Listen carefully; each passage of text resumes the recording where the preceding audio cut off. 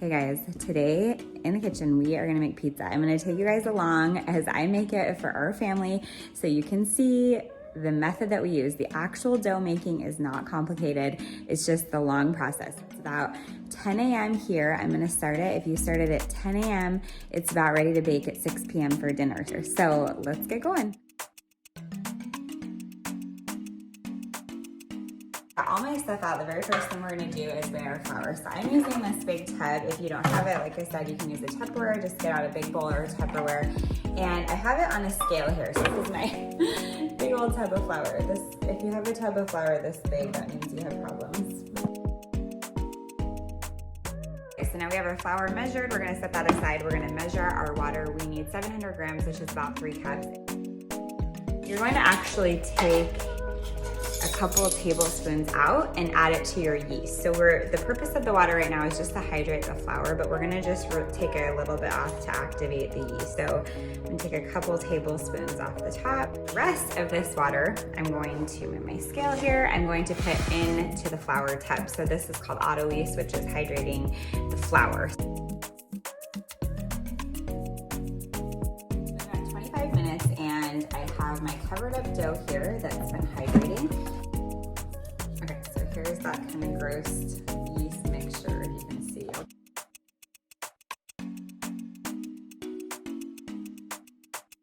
Basically, first you're gonna fold it over because first you wanna incorporate the yeast and the salt. So I'm gonna fold this a couple times, basically taking from the edge and folding over into the center. So you can actually wet your hand while you do this. I have a little bit more of my water from earlier. And you want the dough to stay really hydrated. It's not adding a ton more, but just dipping if you can see this here, just dipping your hand in the water. So first you're just gonna fold that over until everything is incorporated at first as I'm doing the pincer method. So what you do is you're gonna start on one side and you're gonna squeeze really hard. You're probably gonna end up doing this pincer method for at least 5 minutes, at least is usually what we do. You're gonna squeeze across the dough as a pincer method, and then you're gonna fold it in. And then you're gonna do the same thing again. You can turn the tub if that helps you. And you're basically just gonna pincer it for like a couple minutes until you can't feel those granules of the salt and the yeast in there.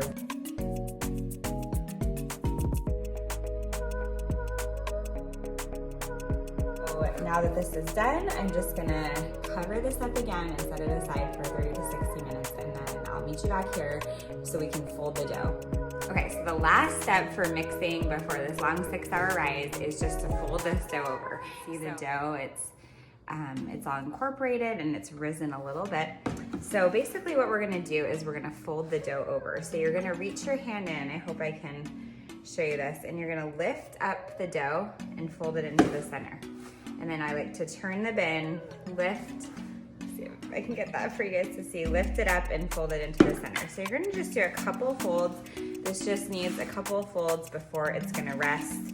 You don't wanna push, you're not like kneading, you're just turning from the side and into the center. So you just can do that a couple of times.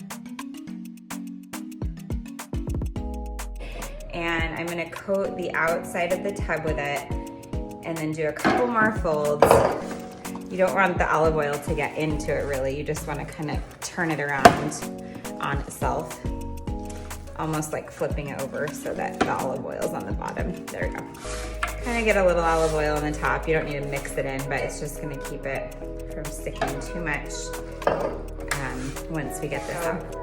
We have the olive oil coating it, so I know that it's not gonna stick all the way around. A little olive oil on top, just to keep it from drying out. I'm gonna cover it up again. We're going to go for about 6 hours or until it's doubled. Okay, while the dough is rising, I'm gonna show you how to make the best Italian red sauce. And we use this on pizza, but I think it's also so good on pasta. It tastes exactly like the sauce that you get when you go to Italy. It's not cooked, which is so easy, and we use the San Marzano tomatoes. These are the best. If you're making red sauce, you have to use these.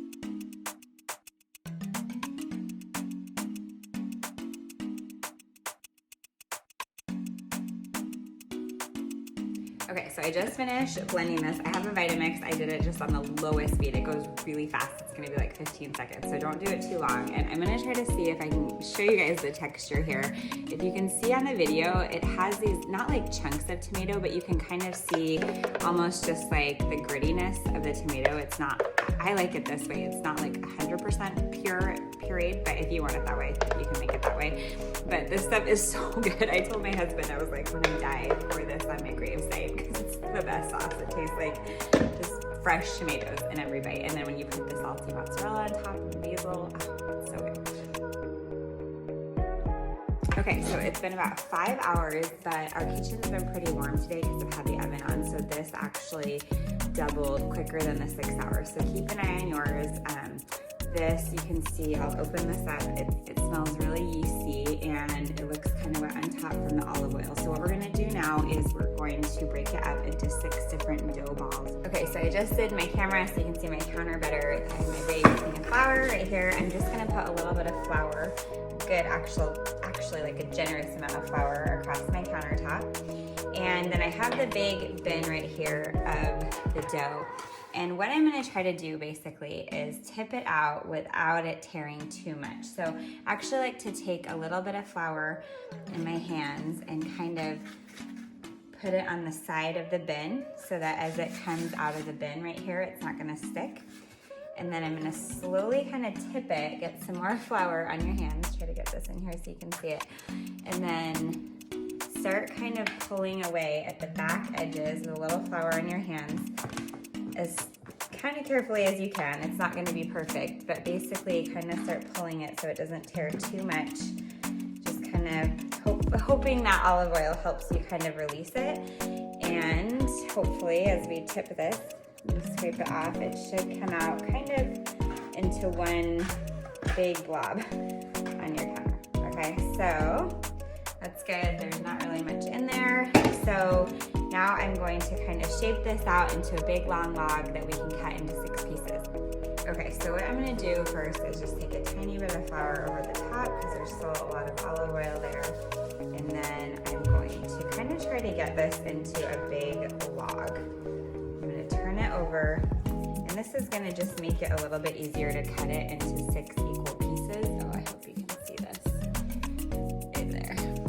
Okay, so I'm gonna dust the top with a tiny bit of flour. Okay, so I have this bench scraper. You can use just a knife if you have to. 300 grams once the olive oil went in. So what we're gonna do is we're going to pull the edges, if you can see this, and tuck them in to the center. So we're gonna make these little balls. This is gonna end up being the bottom of the dough ball. So it's smooth, and then you're gonna flip it over, and you're going to use the side of your hands to shape the ball.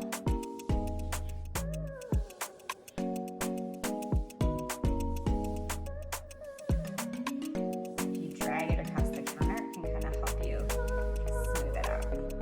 And then you're going to put this onto a floured baking sheet right here, you can see, and I'm gonna do all of them here. And if you do them all about the same size, it's gonna help to make sure that they rise evenly.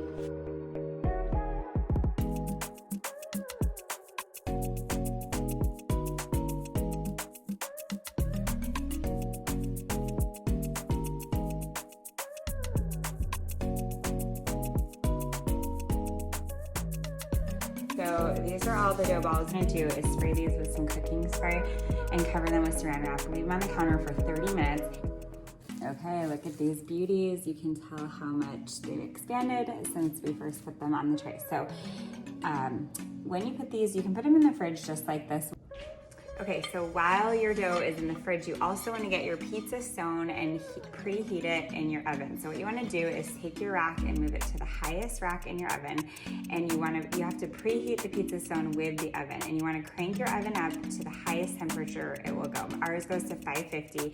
If you have 600, do that. Even if you have 800, think about those brick ovens, right, where they will cook pizzas for like 2 minutes and they're super hot. So you basically just want the hottest environment you can so that the dough, the second you get it on this, it will be really hot and it will cook the whole bottom of the dough and it will help those air bubbles rise. So I'm gonna put the pizza stone in right now and preheat my oven to 550. Okay, so this is something we found to be so essential when making pizzas with really good light airy dough is a pizza peel. So if you don't have one, you could order one. If you're just trying to make this today and you don't have one, you could assemble your pizza maybe on the back of a cookie sheet and slide it in. But basically, because the pizza stone is getting really hot, you're gonna assemble your whole pizza on this floured pizza peel, and then you're just gonna slide it off of this into the oven. And so you don't have to handle the dough. If you have to handle it, the dough is so light and airy, it will just fall apart. Just kind of toss it a couple times. I might add a tiny bit more flour. And one thing that you learn, I learned this when I did a cooking class in Italy, but you push toward the outside of the dough and you're always gonna kind of try to leave the outside a little bit thicker. It's obviously gonna get a little thinner as we work with it, but you don't wanna smash down the outside part of the dough. Like you don't wanna use a rolling pin or anything on it because that's going to push down those air bubbles you can see.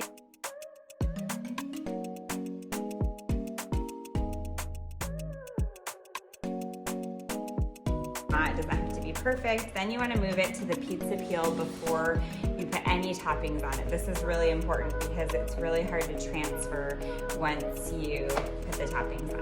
Okay, so here's the pizza peel. Once you get it on, the very first thing you want to do is shake your peel to make sure that the crust can move. If the crust is stuck to your pizza peel, you won't be able to get it off in the oven. Okay, so I have the sauce here. I'm just going to make a margarita pizza.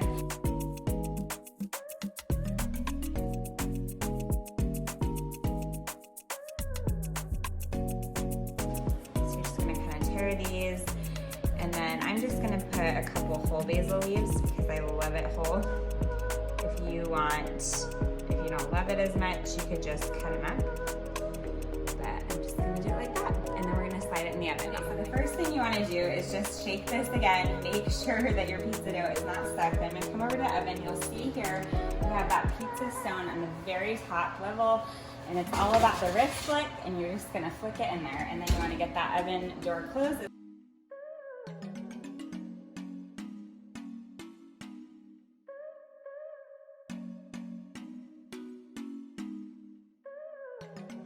Okay, this one just came out of the oven. You can see how dark one side of the crust got. We actually have an oven that cooks a little bit hotter on one side, but look at that really crispy basil. Fresh mozzarella, and then look how big this crust got. So good. Okay, look at this crust. Look at those air bubbles. The bottom is cooked all the way through and crispy. The top is soft. Mitch likes this part even a lot darker than I do, but I just kind of like the crust a little soft, but it is so good. Cannot wait for you guys to try this.